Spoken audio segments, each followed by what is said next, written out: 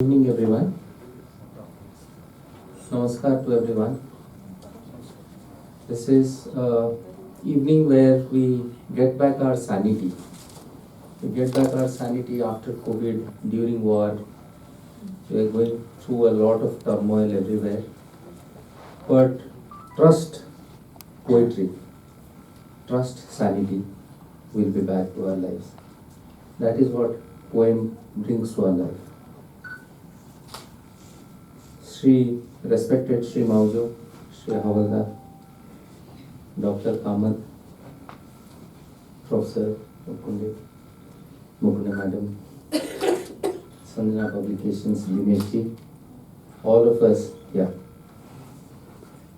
This has been, as I mentioned, a journey back to sanity because the name itself, Dev Digant, takes us to the entire journey from shore to the horizon, from here, from the here to the there, from this microcosm to this horizon. So we understand where we originate from and where we dissolve. This journey from origin to the dissolve, to the dissolution, is probably the journey of life, and that's why so appropriate is the name of this book, the title of this book, because as we all know, to be candid, many times the title doesn't justify the content doesn't follow the title. But here you would see a complete continuum of title and the content. Now the content follows the title because there is an immense honesty in the ode. If we remember something, if we reminisce something, then if we do that with honesty, everything comes out in that one entire journey, and that journey itself is so interesting in this book that it's a canvas. So if you were to ask me, I would say this is celluloid in poem. This book is a celluloid in poem. Why do I say this?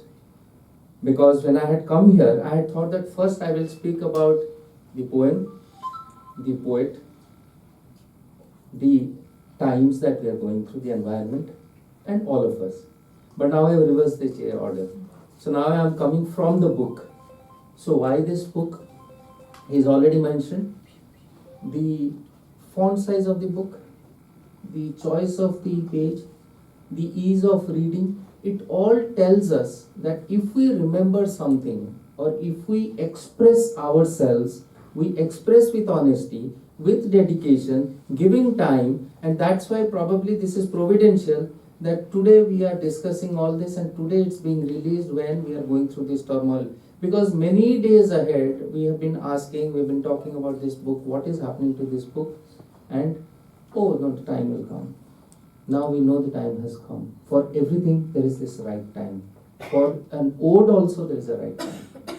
And this is not only an ode or an elegy, but this is essentially celebration of life, I would say.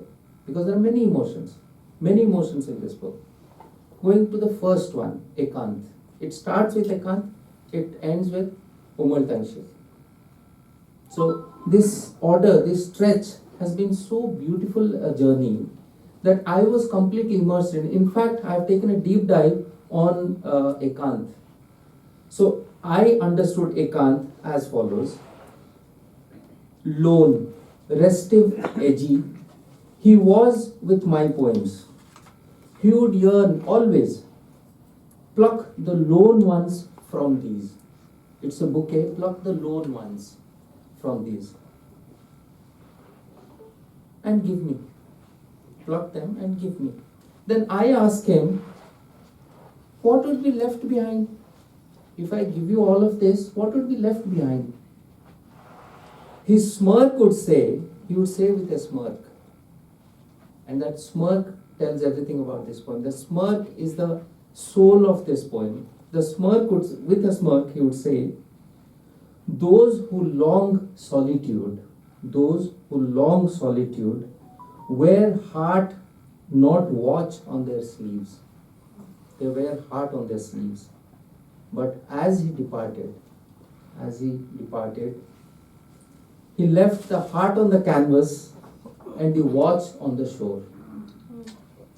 That's the beauty of ekant. That's the beauty of melancholy. That's the beauty of solitude. How beautifully it has been celebrated. What do you see in this celebration? You see a filmmaker in celebration. In this entire depiction, you see the canvas, you see the frame, you see the entire horizon bringing the emotions in those smaller than pebbles. Those are there on the beach, which don't hurt you, but which actually gives you a tingling feeling. That's the beauty of Dharmanandji as a filmmaker, with an ode, with lots of emotions in mind, trying to express himself with the language of humanity. That's the entirety of the Ekdigant. This was the perspective I wanted to share with all of you.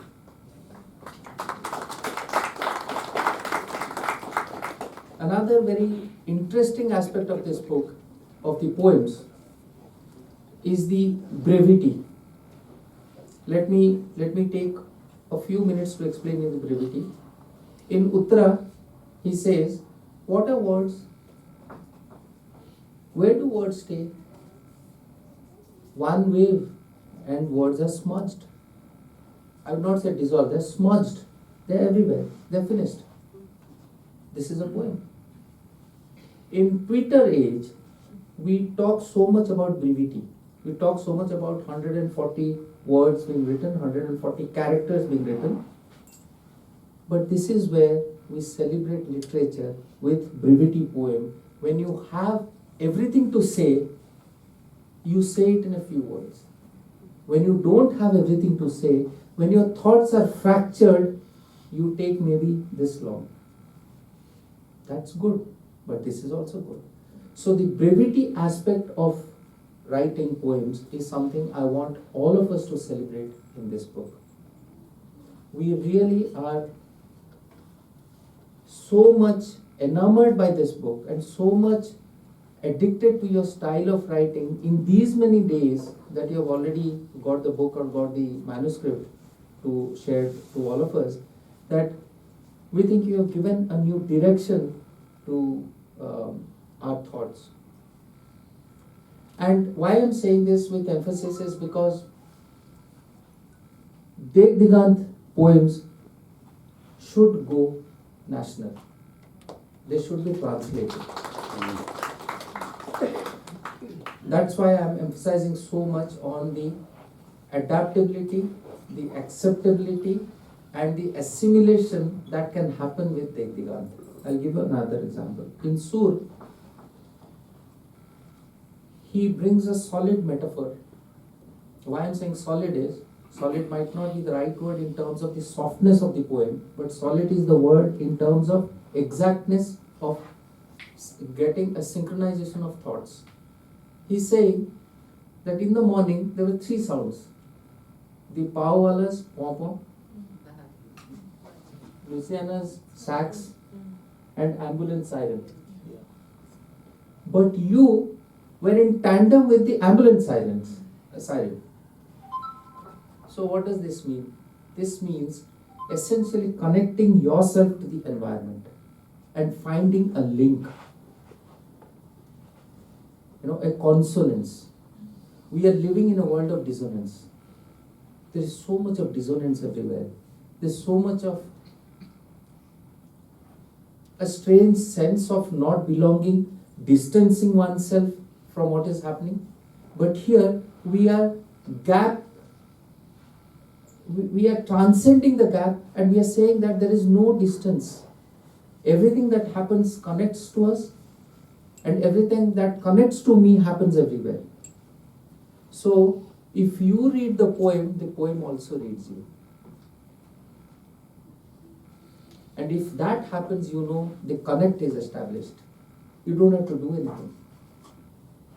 They say that when you read a poem, it either clicks or it doesn't click. You don't make it happen. You don't have to like a poem. the poem also has to like you.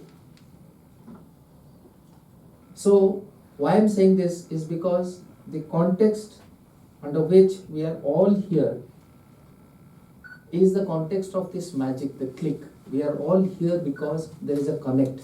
There is a connect with the poet, the thinker. There is a connect with our times. There is a connect with the environment. And there is a connect with human relations. Remembering a soulmate is something which is getting rarer these days. It is getting rarer these days because of pressure of everything, pressure of time, pressure of stress, pressure of relations, pressure of no relations, pressure of relations in the pretensions of no relations, and vice versa otherwise. So there are a lot of complications increasing in these times. Having this kind of a complete immersion into one's life, into one's relationships, into one's moments. Everything in these poems is about moments. That's why I started off by saying Dekh Digant, the appropriateness of Dekh Digant, the name. From the shore to the horizon, from the moment to the dissolution, from this click to the larger click, which you can say the supreme, which you can say the environment, which you can say the stratosphere, the clouds.